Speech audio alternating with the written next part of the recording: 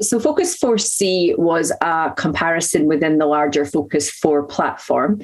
And the main aim of the FOCUS4 platform was to test novel agents in hypothesis-led biomarker groups within a larger platform trial early on in the colorectal cancer pathway. So FOCUS4-C was one of those pathways, and it was in a population of patients with both a RAS and a TP53 mutation. And we were testing the WEE1 inhibitor Adavosertib in this arm.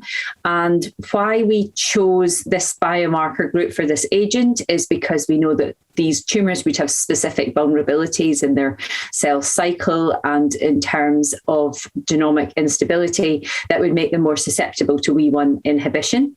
So patients had 16 weeks of induction chemotherapy and then were randomized to either Adavosertib or active monitoring.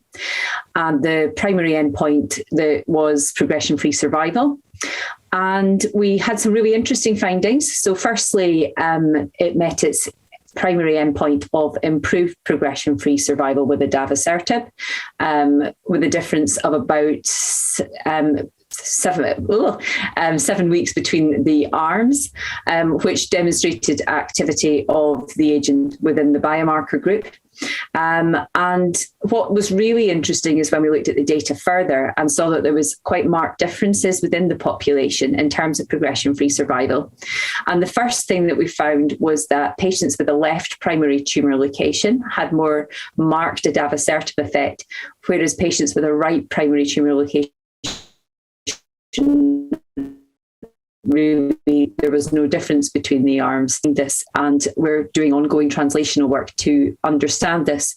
The other interesting finding was that initial translational work is showing that patients only benefited from Adavosertib if they had a mutation in KRAS exon 12 or 13 rather than an extended RAS panel. So again, this is important for future development of WEE1 inhibition in metastatic colorectal cancer in terms of designing the next phases of the study.